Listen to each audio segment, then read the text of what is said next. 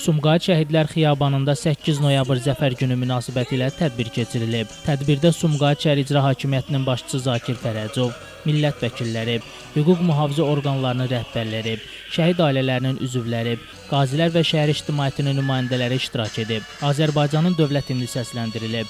Şəhidlərin əziz xatirəsi bir dəqiqəlik sükutla yad edilib. Tədbirdə qeyd olunub ki, 8 noyabr xalqımızın tarixində ən şərəfli və qürurverici günlərdən biridir.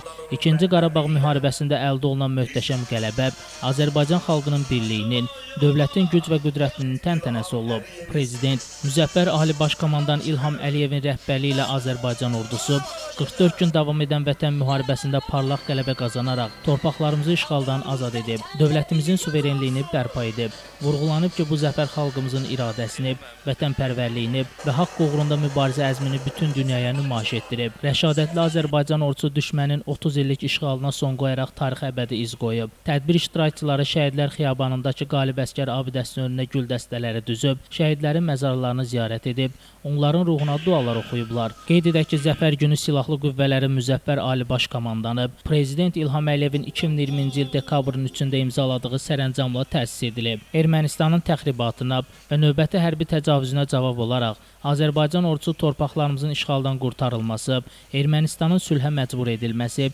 BMT Təhlükəsizlik Şurasının qətnamələrinin tələblərinin yerinə yetirilməsi, məcburi köçkünlərin öz doğma torpaqlarına qayıtması və ədalətin bərpası üçün 2020-ci il sentyabrın 27-də vətən müharibəsinə başlayıb. Bu müqəddəs amal uğrunda bütün Azərbaycan xalqı səfərbər və həmrəy olub. 44 gün davam edən döyüşlər zamanı rəşadətli Azərbaycan ordusu 5 şəhər, 4 qəsəbə və 286 kəndi işğaldan azad edib. Belə ki, Cəbrayıl şəhəri və rayonun 90 kəndi, Füzuli şəhəri və rayonun 53 kəndi, Zəngilan şəhəri, rayonun Mincivan, Ağbənd, Bartaz qəsəbələri və 52 kəndi, Xocavənd rayonunun Hadrut qəsəbəsi və 35 kəndi, Tərtər rayonunun 3 kəndi, Qubadlı şəhəri və rayonun 41 kəndi, Xocalı rayonunun 9 kəndi, Şuşa şəhəri, Laçın rayonunun 3 kəndi, həmçinin Ağdərə və Murovdağ istiqamətlərində bir neçə strateji yüksəklik, Zəngilanda isə Bartaz, Sığırt, Şükrataz yüksəklikləri və daha 5 adsız yüksəklik düşməndən təmizlənib. Azərbaycanın hərbi sahədə qazandığı qələbələr, xüsusilə Şuşanın düşmən əsarətindən qurtarılması,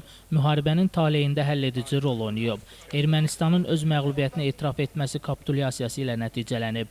Ermənistanı Kəlbəcər, Ağdam və Laçın rayonlarını Azərbaycana qaytarmağa məcbur edib. 2020-ci il noyabrın 9-dan 10-una keçən gecə Azərbaycan Prezidenti İlham Əliyev, Ermənistanın baş naziri Nikol Paşinyan və Rusiyanın dövlət başçısı Vladimir Putin arasında münaqişə zonasında atəşin və bütün hərbi əməliyyatların tam dayandırılması barədə 3 tərəfli bəyanat imzalanıb.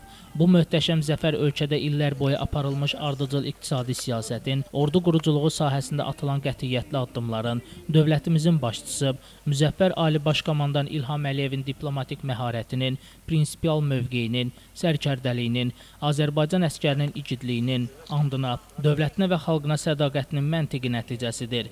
Tarixi zəfərin qazanılmasında Azərbaycan xalqının birliyi, vətən sevgisi, həmçinin genetik yaddaşı da mühüm rol oynayıb. Bugün biz zəfər bayramını qeyd edirik. Mən həmişə düşünürdüm ki, nə zaman biz erməni separatistlərinin üzründə qalib gələcək, o zaman ki, 3 faktor birləşəcək. Yəni Müzəffər Ali Baş Komandan, düşmənin silahlarından daha üstün texnologiyaya malik silahlar və vətənə məhəbbət, düşmənə nifrət hissi ilə olan bizim əskərlər və zabitlər. Mən onları bir daha sağ ol deyirəm bu qələbəni bizə yaşatdıqları üçün. Hər birinin bayramı vasitəsilə təbrik edirəm. 5 il əvvəl həsrətimizə son qoyduq, zəfərimizi qazandıq. İllərdən sonra bu zəfəri qazanmaq çox böyük qürur hissi idi. Bu millətimizin birliyi, inamı, vətən sevgisi ilə alındı. Zəfəri mübarək Azərbaycan, bizə zəfər yaraşır. Azərbaycanın beynəlxalq hüquqa əsaslanan ədalətli mübarizəsi bugün regionda sülhün və sabitliyin əsas təminatına çevrilib. Böyük qələbənin açarı vətən sevgisidir. 44 günlük vətən müharibəsində Azərbaycan xalqı yumruq kimi birləşib. Onun hər fərdi ürəyi ilə arxa cəbhədə döyüşüb. Dövlətimizin başçısı həm döyüş əməliyyatlarına rəhbərlik edib, həm də diplomatik cəbhədə mübarizə aparıb. Əskər və zabitlər zabitlər döyüş meydanında qəhrəmanlıq göstərib. Qələbənin əldə olunmasında əskərə məktub yazan uşaqların da, pensiyasını cəbhəyə göndərən təqaüdçülərin də, informasiya müharibəsində savaşan yeniyetmələrin də böyük əməyi var. Bu zəfəri biz birlikdə qazanmışıq. İndi onu qorumalı, yaşatmalı və zəfər ruhunu gələcək nəsillərə ötürməliyik. Bunun üçün hər bir vətəndaş öz işini, öz vəzifəsini vicdanla, ən yüksək səviyyədə icra etməli, Azərbaycanı daha güclü, daha nüfuzlu ölkəyə çevirmək üçün səylə çalışmalıdır. Şəmistan Fikrətli, Elbrus İsmailov, bugün informasiya proqramı üçün.